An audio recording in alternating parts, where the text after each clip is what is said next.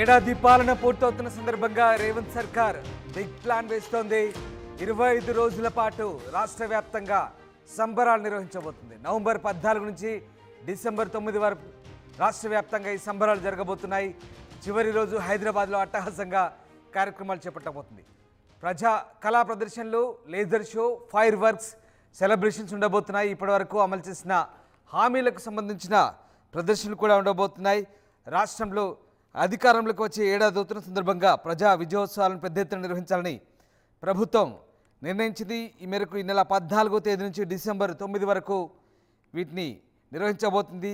ఉత్సవాల నిర్వహణపై cabinet sub committee భేటీ అయింది. పలు అంశాలతో పాటు ఉత్సవాల ఏర్పాట్లపై చర్చించారు. ముఖ్యంగా కాంగ్రెస్ అధికారంలోకి వచ్చాక ఊహకందని అభివృద్ధి సంక్షేమ కార్యక్రమాలు చేపట్టిందంటూ కాంగ్రెస్ నేతలు చెప్తున్నారు. ఇక వీటిని వివరిస్తూ రాష్ట్ర వ్యాప్తంగా భారీ ఎత్తున ప్రజా విజయోత్సవాలను నిర్వహించబోతున్నట్టుగా కాంగ్రెస్ పార్టీ చెప్తోంది. 26 రోజుల పాటు నిర్వహించే ఉత్సవాల్లో భాగంగా ప్రభుత్వ గ్యారంటీ పథకాలైన 6 స్కీములతో పాటు ముఖ్యంగా ఇప్పటి వరకు అమలు చేసిన అంశాలు, ఇక ఇప్పటికే 50,000 ఉద్యోగాల్ని భర్తీ చేసిన విషయాలు, దాదాపు 18,000 కోట్ల వ్యవసాయ రుణాలు మాఫీ చేసిన అంశాలు, అలాగే 20,000 కోట్ల వడ్డీ లేని రుణాలు మహిళలకు ఇచ్చిన అంశాలను కూడా కీలకంగా ఈ ఉత్సవాల్లో భాగంగా ప్రచారం చేయబోతున్నట్టుగా ప్రభుత్వం చెప్తోంది. మరోవైపు మాజీ ప్రధాని జవహర్లాల్ నెహ్రూ జయంతి రోజున ప్రారంభమయ్యే ఈ ప్రజా విజయోత్సవాల సందర్భంగా రాష్ట్ర వ్యాప్తంగా సాంస్కృతిక కార్యక్రమాలను నిర్వహిస్తామంటూ కేబినెట్ సబ్ కమిటీ వెల్లడించింది. ఉప ముఖ్యమంత్రి భట్టి విక్రమార్క దీనికి సంబంధించిన అంశాలను వెల్లడించారు. ఉత్సవాల చివరి రోజైన డిసెంబర్ 9న హైదరాబాద్ నగరంలో కళాకారులతో ప్రదర్శనలు, లేజర్ షో వంటివి ఏర్పాటు చేస్తున్నట్టుగా చెప్తున్నారు. వివిధ శాఖలకు చెందిన విధానాలు ప్రకటించడంతో పాటు పరిశ్రమలు నెలకొల్పేందుకు కంపెనీలతో ఒప్పందాలు కూడా కుదుర్చుకోబోతున్నారు.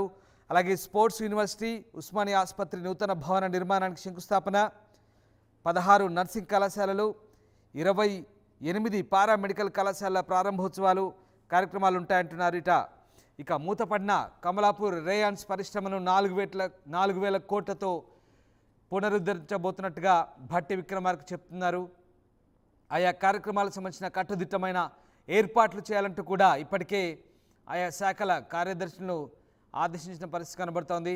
మొత్తం మీద ప్రభుత్వం ఏడాది పాలన పూర్తయిన సందర్భంగా గ్రాండ్గా సెలబ్రేషన్స్కు ఏర్పాటు చేస్తోంది. డిసెంబర్ 9న సోనియా గాంధీ జన్మదినోత్సవం రోజున ఈ కార్యక్రమాల ముగింపు ఉండబోతున్నట్టుగా తెలుస్తుంది.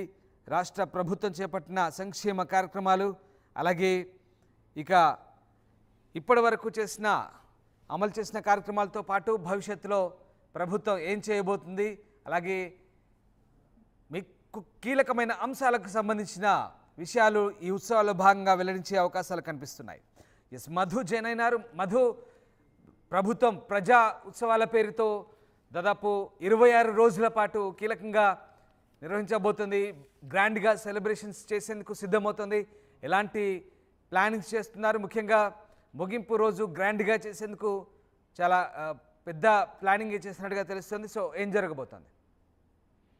నిజంగానే ప్రజా ఉత్సవాల పేట, విజయోత్సవాల పేరిట నిర్వహించాలనుకుంటున్నారు 14వ తేదీ నుంచి డిసెంబర్ 9 వరకు కూడా. ఆ రోజు సోనియా గాంధీ వచ్చే అవకాశం ఉంది. తెలంగాణలో కాంగ్రెస్ పార్టీ వర్గాలు చెప్తా ఉన్నాయి. తెలంగాణ తల్లి విగ్రహ ఆవిష్కరణ సెక్రటరియట్ లో జరిగేటువంటి అవకాశం ఉంది. లేదంటే సోనియా గాంధీ ఆరోగ్యం రీత్యా ఒకవేళ రాకపోతే ఆమె కుటుంబ సభ్యుల నుంచి ఎవరైనా ఒకరిని ఇన్వైట్ చేయడానికి రాష్ట్ర ప్రభుత్వం సిద్ధమవుతా ఉంది. దాన్ని పక్కన పెడితే నిన్న జరిగినటువంటి కేబినెట్ సబ్ కమిటీ ఆధ్వర్యంలో కీలక నిర్ణయం తీసుకోవడం జరిగింది. మొత్తం 26 రోజులు ప్రజా విజయోత్సవానికి సంబంధించినటువంటి ఉత్సవాలు జరపాలి అనేటువంటి నిర్ణయం తీసుకున్నారు. ఎందుకంటే రాష్ట్రంలో కాంగ్రెస్ అధికారంలోకి వచ్చిన తర్వాత ప్రభుత్వానికి సంబంధించినటువంటి పథకాలు, మహిళలకు ఆర్టీసీలో ఉచిత బస్సు కానీ, 500 రూపాయలకు గ్యాస్ సిలిండరు, 200 యూనిట్ల ఉచిత కరెంటు, రాజీవ్ ఆరోగ్యశ్రీ, ఇందిరా మహిళా శక్తి, ఇలా అనేక పథకాలతో పాటు ప్రభుత్వం అమలు చేస్తున్నటువంటి అనేక చైతన్యవంతమైనటువంటి కార్యక్రమాలకి ఇప్పటికే 50,000 ఉద్యోగాలు ఇవ్వడం జరిగిందనేటువంటి ఒక అంశాన్ని తీసుకుపోవడము, తర్వాత 18,000 కోట్ల రూపాయల వ్యవసాయ రుణమాఫీ చేశామనేటువంటి అంశము, మహిళా సంఘాలకు 20,000 కోట్ల వడ్డీ లేని రుణాలు ఇచ్చామనేటువంటి అంశాన్ని ప్రజలకు వివరించే ప్రయత్నం చేయబోతా ఉన్నారు. అయితే 4,000 కోట్లతో కొన్ని కమలాపూర్ రేంజ్ పరిశ్రమను స్థాపించబోతా ఉన్నాము అనేటువంటి చెప్తున్నాయి. ఇంకా అనేక కొత్త వాటితో ఒప్పందాలు చేసుకున్నాం కంపెనీలతో, అవి ఎస్టాబ్లిష్మెంట్ కాబోతా ఉన్నాయి. రాష్ట్రానికి అనేక ఉద్యోగాలు రాబోతా ఉన్నాయని చెప్తున్నాయి. ఇంకా పెద్ద ఎత్తున సాంస్కృతిక కార్యక్రమాలను నిర్వహిస్తూనే డిసెంబర్ 9న హైదరాబాద్ నగరంలో వేలాది మంది కళాకారులతో ప్రదర్శనలు, లేజర్ షోలు, క్రాకర్స్ తర్వాత అవన్నీ కూడా కాల్చి పెద్ద ఎత్తున సెలబ్రేట్ చేసుకోవాలనేటువంటి డిసైడ్ చేయడం జరిగింది. పబ్లిక్ సర్వీస్ కమిషన్ ద్వారా నిర్వహించినటువంటి గ్రూప్ 4 పరీక్షలో కూడా ఎంపికైన అభ్యర్థులకు నియామక పత్రాలను ఇప్పటికే అందజేయడం జరుగుతుందనేటువంటి ఒక స్టేట్మెంట్ ఇవ్వడం కానీ ఇలా అనేక అంశాలను చెప్తూనే స్పోర్ట్స్ యూనివర్సిటీ ఫౌండేషన్, 16 నర్సింగ్ కళాశాలలు, 28 పారామెడికల్ కళాశాలలు, ఉస్మానియా ఆసుపత్రి నూతన భవనం, తర్వాత కొత్తగా ఏర్పాటు చేసినటువంటి రాష్ట్ర డిజాస్టర్ రెస్పాన్స్ ఫోర్స్ ప్రారంభం చేయబోతున్నాం అనేటువంటి తర్వాత పోలీస్ శాఖ ద్వారా డ్రగ్స్ వ్యతిరేక కార్యక్రమాలు, డాగ్ షోలు, పోలీస్ బ్యాండ్ ప్రదర్శనలు కూడా ఏర్పాటు చేస్తున్నామంటూ చెప్పారు. ఈ కార్యక్రమాలకు సంబంధించినటువంటి ఏర్పాట్లను పరిశీలించారు ఉప ముఖ్యమంత్రి పట్టి విక్రమార్క, అధికారులకు ఆదేశాలు ఇచ్చారు. సో పెద్ద ఎత్తున ప్రజా విజయోత్సవాలకు సంబంధించినటువంటి పేరిట 26 రోజులు తెలంగాణలో ఇంకా 4 రోజులు మాత్రమే ఉంది. నవంబర్ 14 నుంచి డిసెంబర్ 19 వరకు ఈ కార్యక్రమాలను నిర్వహించాలనేటువంటిది ప్రభుత్వం కీలకంగా నిర్ణయం తీసుకుంది. ప్రతిపక్షాలు విమర్శలకు వీటితో సమాధానం చెప్పాలనేటువంటిది పెద్ద ఎత్తున ప్రజలకు తీసుకునే ఆలోచన విధంగా కార్యక్రమాన్ని తీసుకున్నట్టుగా తెలుస్తాం. Right, thank you Madhu. So ఏడాది